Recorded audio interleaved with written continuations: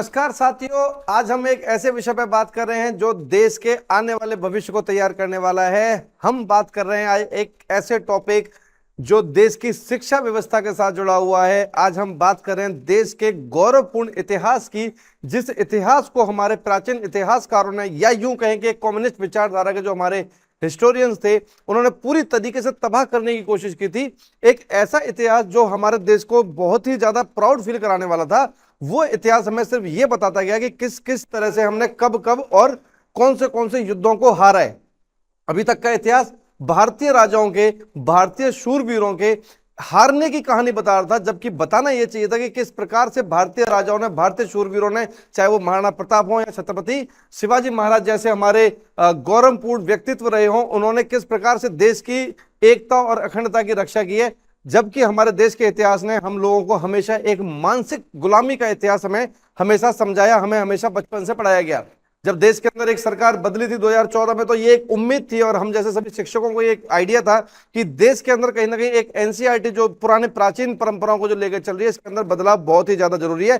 Finally हमारी सरकार ने क्लास 8वीं की जो एनसीईआरटी है उसको पूर्ण रूप से बदल दिया है। और जो भी हमारा इतिहास अभी तक हम लोग पढ़ते आ रहे थे,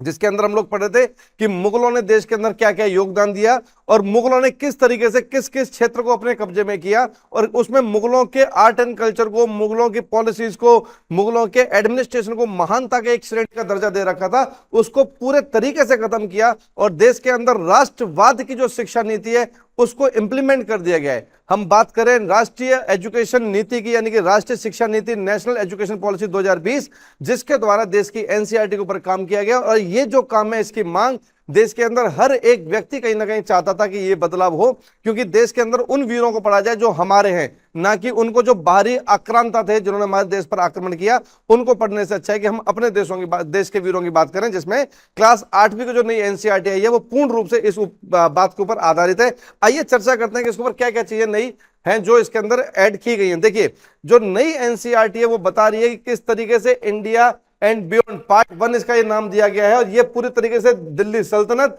और मुगल सल्तनत काल के अंदर जो जो काम देश के अंदर हुए हैं, जिस तरीके से देश के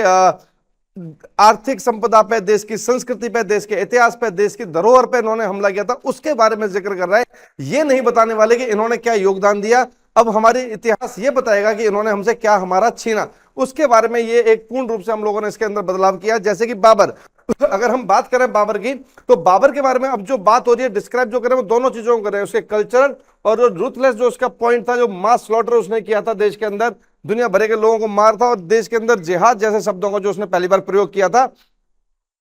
जिस तरीके से हम लोग बाबर को पढ़ते हैं, जब हम लोग बाबर की बात करते हैं तो हम उसके 4 युद्धों का जिक्र करते हैं, पानीपत, खानवा, चंदेरी और घग्गर, जबकि इनके बीच में एक बयाना जैसा युद्ध था जो हम लोगों ने छोड़ दिया। लेकिन इस बार हमारी एनसीईआरटी ने उस युद्ध को इसमें कवर किया है कि जब बाबर की सेना हमारे महाराणा सांगा को देखकर भागी थी। अब जो हमारा इतिहास है वो ये भी बताएगा कि राणा सांगा ने देश में बाबर को कभी भी इन्वाइट किया नहीं था, और ना ही उनको जरूरत थी बाबर जैसे किसी एक छोटे मोटे व्यक्ति को देश में इन्वाइट करने की, ताकि इब्राहिम लोदी को हरा सके। अब जो राणा सांगा जैसे महान व्यक्तित्व थे, उनके इतिहास को देश के इतिहास के साथ जोड़ा गया है। और बाबर के बारे में ये बातें रखी गई हैं, अकबर के बारे में ये बात बोली गई है कि अकबर धार्मिक रूप से तो थोड़ा सा सहिष्णु था, लेकिन साथ ही वो कहीं ना कहीं जो सिविलियंस थे उनके ऊपर, जब खासकर हम लोग बात करते हैं हल्दी घाटी चित्तौड़ की, तो उसके बारे में जिक्र किया गया है। अभी तक तो चित्तौड़ या हल्दी घाटी का जो युद्ध था वो इतिहासकार बड़े कंफ्यूज रहते कौन सा पक्ष जीता या कौन सा पक्ष हारा, लेकिन फिर भी हमारे एनसीईआरटी इतिहासकार अभी तक मुगलों की जीत के बारे में जिक्र करते थे। लेकिन अभी जो नया इतिहास है उसके अंदर मुगलों की हार बताई जा रही है, और साथ साथ 1576 में जब हल्दी घाटी का युद्ध हुआ, इसके साथ ही 1582 के देवेरी युद्ध की चर्चा भी इस एनसीईआरटी के अंदर इस बार कर दी गई है, जो क्लियर कट ये बता रहा है कि किस प्रकार से जो हमारे महाराणा प्रताप या उनके जो पुत्र अमर सिंह थे, उन्होंने मुगलों को एक तरफ से हरा के यहां से उल्टा भगाया था। तो नई जो हमारी एनसीईआरटी वो दिल्ली सल्तनत में मलिक कफूर की सच्चाई बता रही है, जजिया कर के बारे में बात बताई जा रही है, औरंगजेब के बारे में बताया जा रहा है किस तरीके से औरंगजेब पॉलिटिकली और धार्मिक रूप से अपने कार्य किया करता था, और उसने किस प्रकार से हमें मंदिरों को तोड़ने के अलावा और कुछ बड़ा काम कभी देश के अंदर कोई उसका योगदान था ही नहीं। इसके बारे में चर्चा हमारी नई एनसीईआरटी कर रही है। साथ ही